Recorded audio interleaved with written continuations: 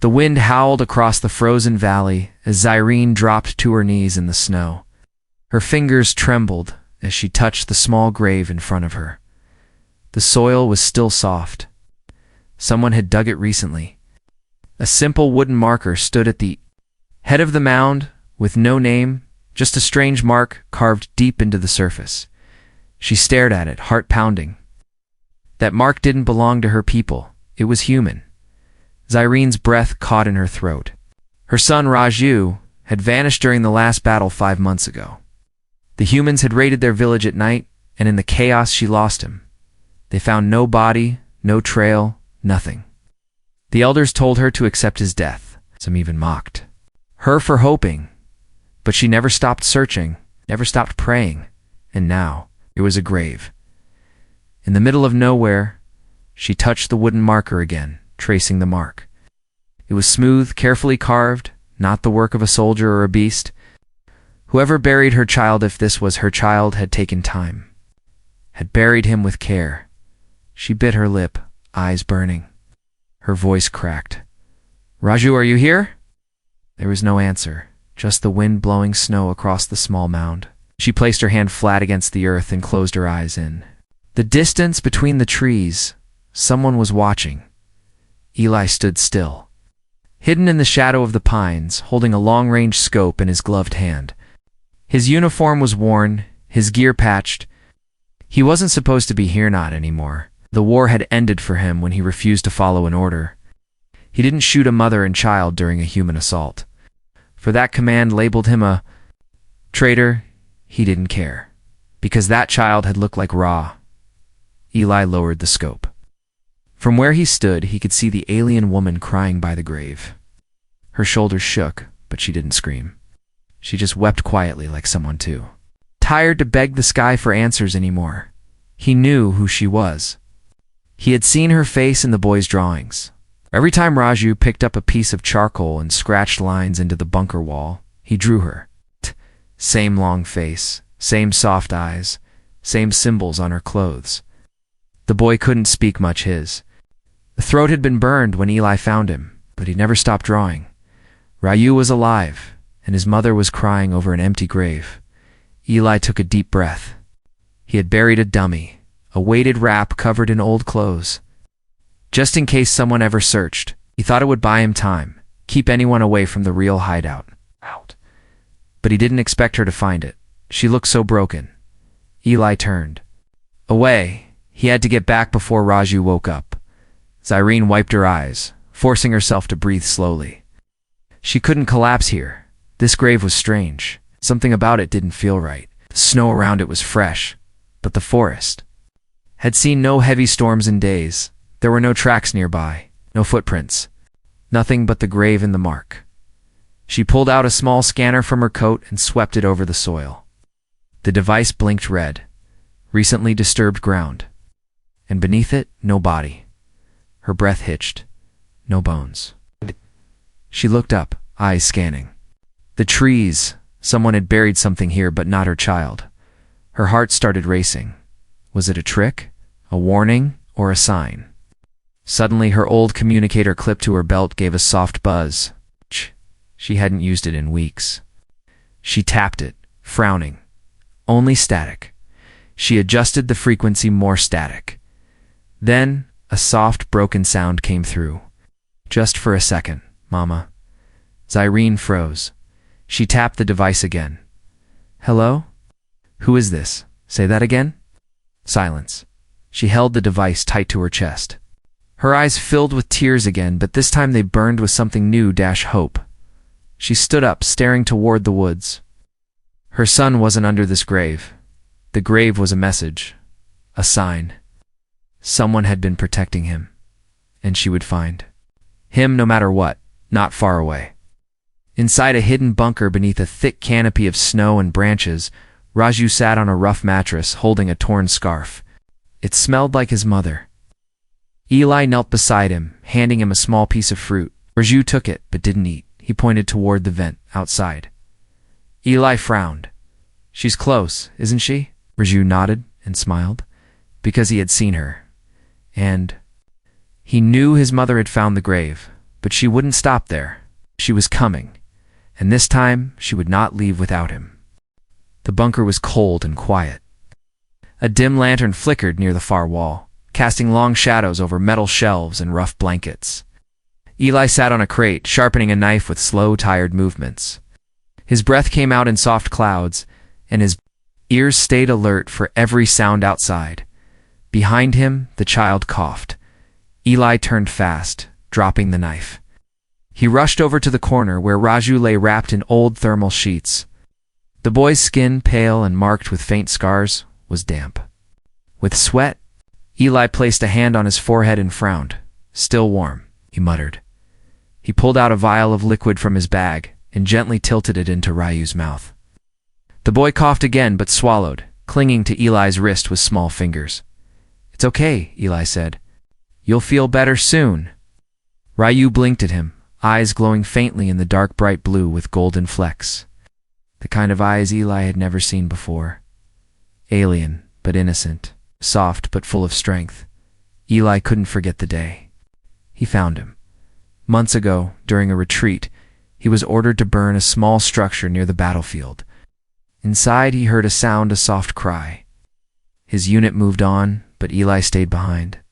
What he found was a child half buried under rubble, his body bruised and his breath barely there. Eli couldn't leave him. He carried the boy for miles, dodging drones and scanners, risking his life with every step. He built this hidden bunker.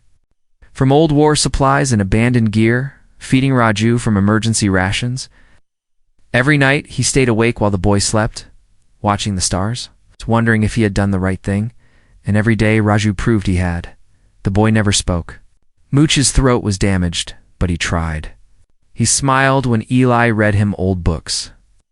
He drew on the walls with coal and wire, and most of all, he waited. He knew someone was coming. "Your mother's near," Eli whispered. "I saw her at the grave. She's still looking for you."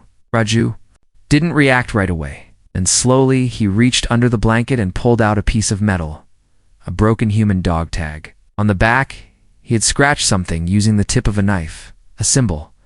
It was the same symbol on the wooden marker Eli had carved. Eli stared. "You copied that?" Raju nodded. The boy had seen it. He understood.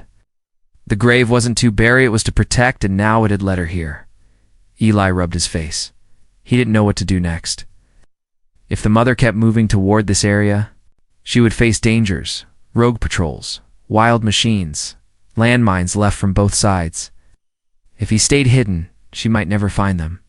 But if he moved too soon, they could all be hunted. He grabbed a rusted radio from the shelf and tried to boost the signal. The static buzzed loudly. Turned the knob again, hoping to catch a clean wave. Suddenly a sharp sound came through. A voice, faint but familiar. "Is someone there? Please, say something." Eli's eyes went wide. He turned to Raju. The boy's lips moved silently. He was trying to speak again. Eli gave him the mic. "Go on, try." Raju hesitated, then pressed the button and whispered, "Mama." Signal cracked and the words faded into static. Eli knew she heard it. He could feel it. Raju leaned back, exhausted but happy. Eli pulled the blanket around him again. "Rest, kid," he said. "She's going to come. She's not giving up." Outside, far across the forest, Zyrene stood in a small clearing, clutching her communicator like a lifeline. Her eyes were wide, and her lips trembled. She had heard it. That voice. Mama. Her heart nearly burst from her chest. She looked up at the stars, then toward the northern ridge. He was alive. He was alive. Her knees almost gave out, but she held firm. She wasn't going back. She didn't care what the elders said. She didn't care what laws were broken. Her son had spoken to her through a human device, and she would tear through fire and metal to reach him back in the bunker. Eli sat beside the boy, sharpening his blade again. He knew the woman would come. He just didn't know who else might be. Watching. Because not far from them, a pair of red eyes blinked in the dark silent. Calculating. Someone else had heard the signal too. Snow fell like ash over the northern ridge. Forest was silent, but tension crackled in the cold air like static. Eli stood outside the hidden bunker with his rifle ready, scanning the trees. Something felt wrong. Then came the first explosion. Blast shook the valley floor. Fire lit the horizon in flashes, painting the clouds orange. Birds screamed from the treetops. Eli ducked and sprinted back into the bunker. Inside, Ryu was already awake, eyes wide with fear. The boy clutched the blanket, his small body shaking. Eli knelt beside him. "They're close," he said. "Stay under the shelf. Don't move unless I say." Raju nodded and crawled into the corner behind stacked crates. Eli shut the bunker hatch and activated the shielding old tech, barely working, but enough to hide their heat signature if no one looked too closely. Outside, the sounds grew louder: gunfire, shouting, heavy boots crunching snow. It wasn't an organized force. Eli could tell by the noise. It was a rogue group, likely scavengers or deserters, not following orders, only following hunger. One of them screamed as something exploded nearby. Tree split and fell, crashing. Down like thunder. Eli kept still. He'd lived like this too long. But suddenly there was light near the bunker. Flare, burning red. Landing too close. Raju had crawled from the corner. He was outside. Eli rushed out without thinking. The boy stood in the open, holding a small flare gun in both hands. It had fired already. "What are you doing?" Eli hissed, grabbing him and pulling him behind the trees. The flare light danced off the bunker wall. Raju pointed toward the stars, then to his chest. His lips moved. "She's looking. She'll see." Eli looked up. The flare rose high into the sky and burned bright. "It would be seen for miles, or worse, intercepted. You just gave away our position," Eli whispered. But the boy smiled. Somewhere far from the forest, inside a half-broken village, Tech Center, Zyrene stared at the sky from a lookout platform. The red flare burned in the clouds like a firework, and her communicator crackled again. She ran to the panel and tuned the signal. This time the voice was clearer. "Mama safe." Zyrene gasped. "Aju, is that you?" Only static followed. But the words had been real. She gripped the edge of the console with white knuckles. Several villagers stood behind her, watching in silence. She turned around and pointed to the screen. "He's alive." "You all heard it." One of the guards scoffed. "It could be a trap. You'll risk your life for a ghost." She stepped forward.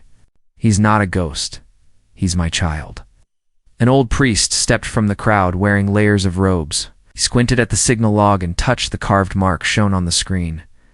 "I've seen this before," he whispered. "It's not alien tech. It's human military pattern." "Someone is protecting him." Zyrene's heart jumped. "So he's with a human?" "Or near one," the priest replied. "Either way, the signal came from the northern ridge." "That's a dead zone," the guard said. "Nothing lives there now." "Except my son," Zyrene replied. She turned, grabbed her satchel, and walked out of the tech center. Back at the bunker, Eli moved Raju back inside, then erased their tracks in the snow. He didn't speak. His mind raced through scenarios.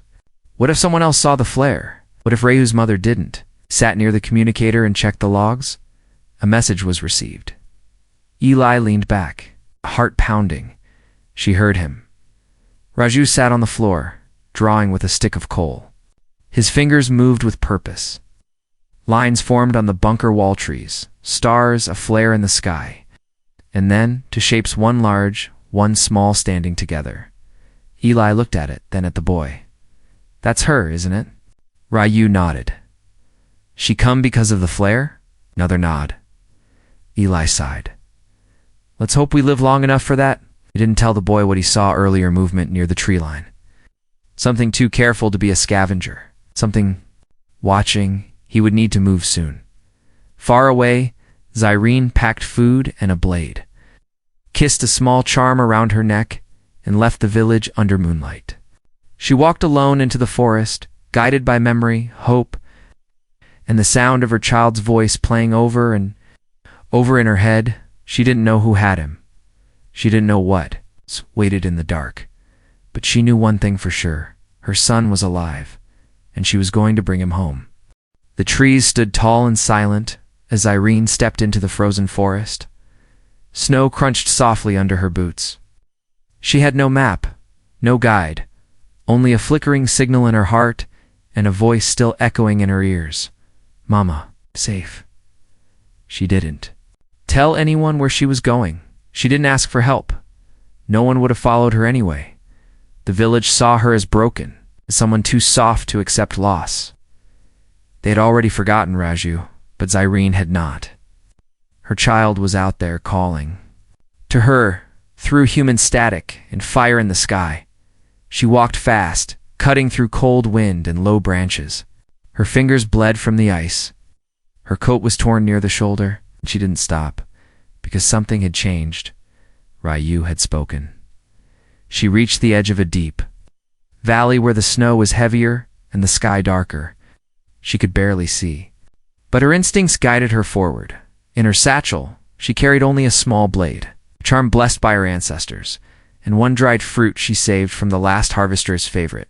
She kept it wrapped in soft cloth, tucked close to her heart. She whispered under her breath, "I'm coming, my son." Miles away, in the hidden bunker, Eli stood over the storage locker with a sinking heart. Supplies were running low. Last energy capsule was half drained, and the water purifier had started blinking red.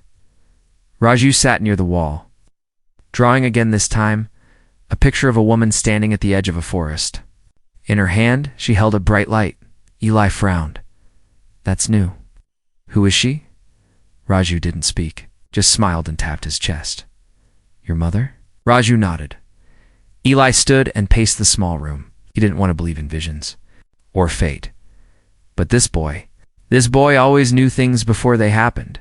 He grabbed his coat and checked the exit hatch. He needed to move, not run. Not flee but meet her halfway. If she was coming, she'd face the edge zone alone. Rogue soldiers often patrolled the area, looking for scrap and blood. There were still war machines buried under snow, their sensors half alive, waiting to explode at the wrong step.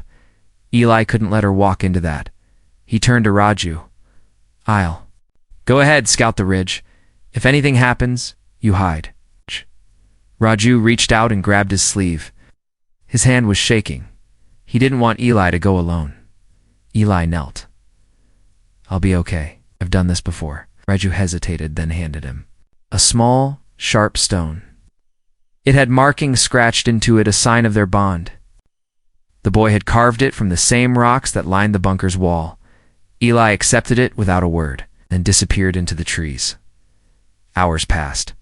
Zyrene crossed the ice-covered river by stepping over fallen logs. One slip would mean freezing. Water, maybe death, but she never paused. Her thoughts stayed on Raju.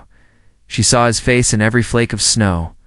In every gust of wind, she reached the edge of the minefield zone. The old signs were buried now, but she knew where to step. She'd studied these routes before the war. This land had once belonged to her people before the humans came. Now, it was a graveyard. She moved with care, placing her feet only on solid stone and frozen grass. A single mistake would trigger the ground sensors. Behind her, something moved. She turned sharply, blade ready, but there was nothing. She kept walking. Far ahead, Eli crouched behind a broken drone, scanning with night goggles. He saw her, a small figure, moving with precision. She wore a thick scarf wrapped around her face and walked like someone carrying the weight of worlds. But it was her he recognized. The robe colors from Ryu's drawings. He raised his hand to signal, but lowered it quickly. What if she thought he was a threat? What if she ran? He had to show her a sign, something familiar. He pulled the carved wooden marker from his pack, the same one from the fake grave. He lit a small fire near the base of a tree and placed the marker upright beside it. Then he stepped back, hidden in shadow. Zyrene paused. They're burning quietly in the snow. It's a small fire, and next to it her eyes widened. She ran forward, dropped to her knees, and stared at the wooden marker. It was the same one. Her fingers touched the carved symbol. Tears flooded her eyes. Someone was close, someone who had Raju. She looked up and shouted, "Please, if you hear me, don't run." Eli heard every word. He slowly stepped into the edge of the firelight. Hands raised. Weapon holstered. Zyreen's eyes locked onto his. Human. But he didn't attack. He didn't speak. He just pulled something from his coat, a small charm. The same one she had wrapped around Rayo's wrist when he was a baby. Her breath caught, her knees shook, and without a word, she knew this man had saved her son. Snowflakes clung to Zyreen's lashes as she followed the human deeper into the woods. He never told her his name. He didn't speak at all. At every movement he made, told her one thing: he meant no harm. And he knew where Raju was. She could feel it in her bones. Eli moved swiftly, clearing paths with gloved hands, checking the ground for old mines or motion sensors. The forest was full of traps from both sides of the war. Zyreen followed close behind, heart pounding harder with each step. Every crack of a branch made her spin. Every echo through the trees made her grip her blade tighter. She had crossed into a zone where no one walked unless they had a death wish. And now she walked it with a human. Behind them, something stirred. Eli heard it too. He froze. Zyreen ducked low beside him, her breath fogging in the cold air. In the distance, faint red lights blinked between the trees. Drones, they're scanning. Ah! Eli whispered for the first time. His voice, surprised, hurt, was calm, but sharp like steel. He reached into his belt and pulled out a jammer device, pressed a button, and the red lights flickered briefly before turning away. Not for long. "Keep moving," he said. Zyreen didn't ask questions. She followed. Minutes turned into an hour. Then they heard it. Voices not human, not hers. Eli pushed her behind a thick tree trunk and held a finger to his lips. Through a broken gap in the trees, two large figures walked slowly, scanning the area. They wore old armor, alien scavengers, former soldiers turned hunters. One of them carried a rifle. The other had a chain of ears hanging from his belt. Zyreen swallowed hard. Rayo's face flashed in her mind. She would die before letting these monsters near him. But Eli didn't move. He waited perfectly still, like he had done this 100 times before. The scavengers paused. One sniffed the air. Zyreen's breath caught. Then an animal cry echoed. Nearby, the scavengers turned toward the sound and ran off. Eli exhaled slowly. That was luck. No, Zyreen whispered. That was my son protecting us. Eli didn't argue. They moved again. Snow was falling heavier now, covering tracks, making each step harder. Zyreen's legs burned. Her fingers went numb. But she didn't stop. She couldn't. Not when they were this close. Back in the hidden bunker, Raju sat up on the bed, staring at the hatch. His small hand rested on a bundle, wrapped in cloth inside it, the fruit his mother used to give him. The smell filled the room with a memory he couldn't explain. He looked toward the wall, where a new drawing had begun to appear. He didn't remember starting it, too. Figures holding hands and a fire behind them. Then he heard the crackle of footsteps. Outside, his heart beat faster. Not fear, something else. Familiarity. Outside. Eli reached the final stretch of trees. He stopped and looked back at Zyreen. She's here, Raju whispered inside. Even though no one was around to hear, Zyreen's knees hit the snow as the hidden hatch opened in front of her. She held her breath, and then he stepped out. Raju. Eyes wide, small and thin, but alive. She didn't cry. She couldn't. She crawled forward and wrapped her arms around him, holding him so tightly he made a soft sound of surprise. He hugged her back, burying his face into her coat. I knew. She whispered, I knew you were alive. Raju reached into his coat and pulled out the charm she had given him as a baby, still wrapped in faded thread. Behind them, Eli watched silently. Zyreen stood and turned to face him. You kept him alive. She said, Why? Eli looked at her, then at Raju. I didn't see a war, he replied. I saw a child. Zyreen stepped closer and offered her hand. Come home with us. Eli hesitated, but before he could speak, a sound shattered the peace. A blast. In the trees, flames, the scavengers had returned, and this time they had followed the scent of hope. Fire roared behind them as trees burst into flame. The forest lit up like a burning cage. From the smoke, dark figures moved forward, scavengers, half mad from war and hunger. Their eyes glowing red behind cracked helmets. Zyrene shoved Raju. Behind her, Eli raised his rifle. They had no time to run. 3 of them came first, weapons drawn, scanning the snow for signs of movement. They didn't speak. They only breathed like beasts, low and growling. Drawn by the flare and the scent of life, Raju trembled behind a fallen log. Holding the charm in his hands, Zyrene reached for her blade. Eli whispered, "Stay down then." He fired. The first shot dropped one of the scavengers instantly. The second clipped another's shoulder, sending him into a spin. The third returned. Fire sparks flew as a tree trunk exploded beside them. Zyrene leapt forward without thinking, ducked low, and stabbed her blade deep into the wounded one's thigh. He screamed, swung his fist, and knocked her back. But Eli caught her. Another blast rocked the ground. One of the scavengers had thrown a grenade. Eli covered Zyrene and Raju with his body as the explosion ripped through the nearby trees. Snow and dirt rained down. His back burned, but he didn't move until the ringing in his ears stopped. When the smoke cleared, only 2 scavengers stood angered, but still coming. Eli stood to face them. Breathing heavy, Zyrene reached down and lifted her child into her, arms whispering soft words into his ear. Then she stood too. "You saved him," she said to Eli, loud enough for even the scavengers to hear. "Now let me fight beside you." Eli looked at her and gave a single nod. Together, they ran forward. The final fight was fast. Zyrene moved like a shadow, blade slicing clean through armor. Eli's last shot hit a scavenger square in the chest. The last one? But Raju, from the edge of the smoke, pointed toward a loose root near his foot. The scavenger stepped on its hand. The ground gave way. A deep pit opened and swallowed him whole. Where an old war trap waited beneath the snow, silence returned. The fire burned low. Smoke rose in quiet curls. The danger was over. For now, Eli dropped to one knee, breathing hard. His coat was torn, his arm bleeding, but he waved off Zyrene's help.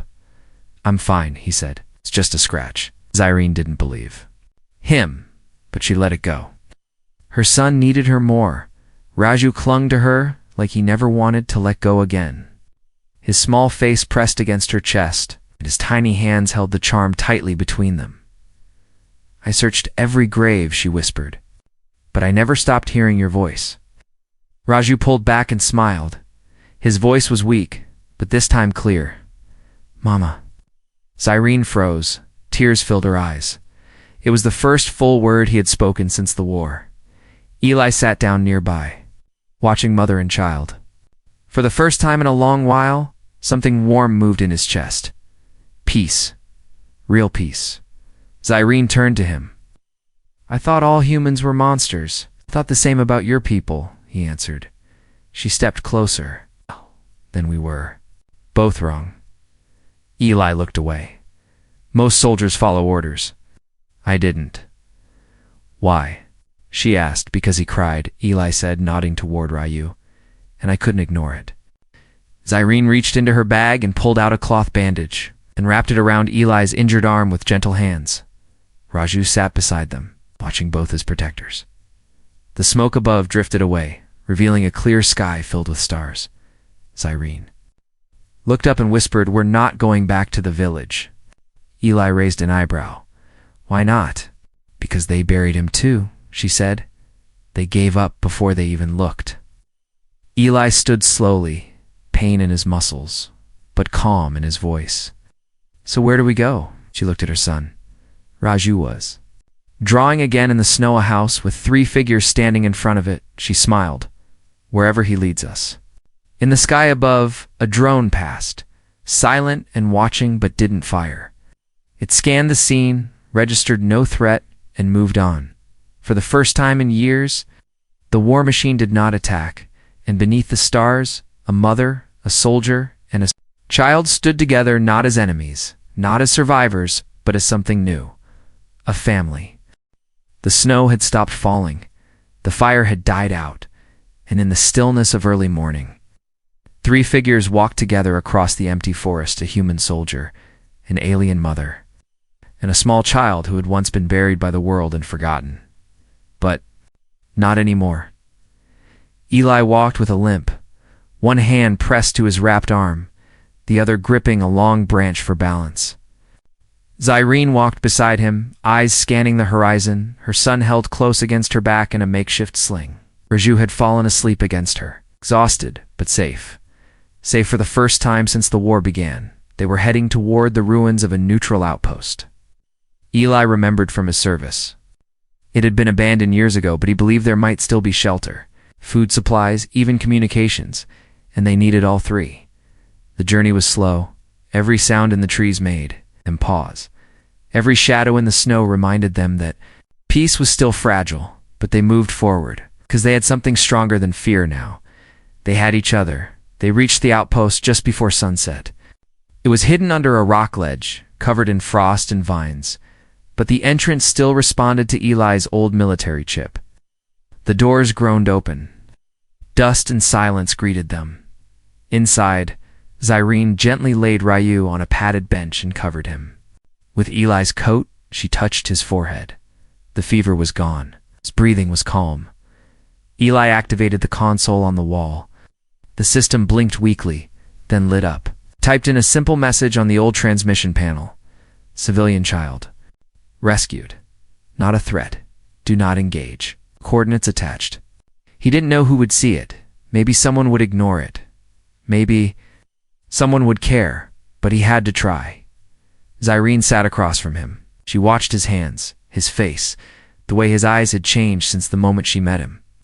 He was still quiet, still guarded. But there was warmth under the armor.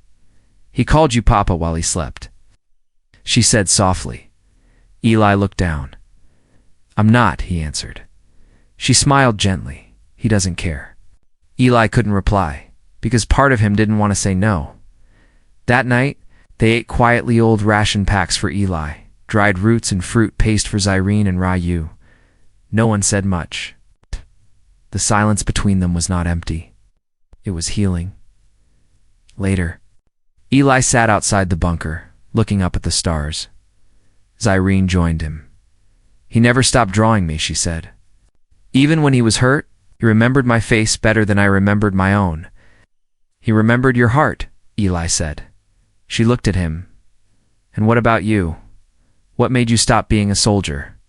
Eli didn't answer right away. Then he said, when I carried him out of that ruin, he was shaking, covered in ash. I looked down at him and something inside me broke. I wasn't a fighter anymore. I was someone who needed to protect that boy, no matter what. Zyrene leaned her shoulder gently against his, then protect him with us. Eli stared at the horizon. Do you think this galaxy still has a place for people like us? She didn't hesitate. If not, we'll make one.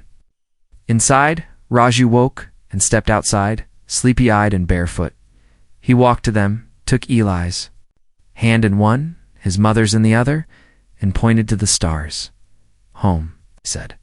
Not a question. A promise. And in that moment, all 3 stood together, no longer broken. No longer strangers. They didn't need a flag, or a side, or a battle to define them. They had already won, and far away. Where war still burned and leaders still argued, quiet transmission began spreading through the network, one simple message, repeated on every band. The boy lived. The human saved him. Peace is still possible. The galaxy didn't change overnight, but something shifted because somewhere, mother had cried at her child's grave and found him alive in the hands of the one she was taught to fear. That story could not be forgotten, and it would be told for generations, not as a tale of war but as the moment a soldier. A widow and a child rewrote what hope truly meant.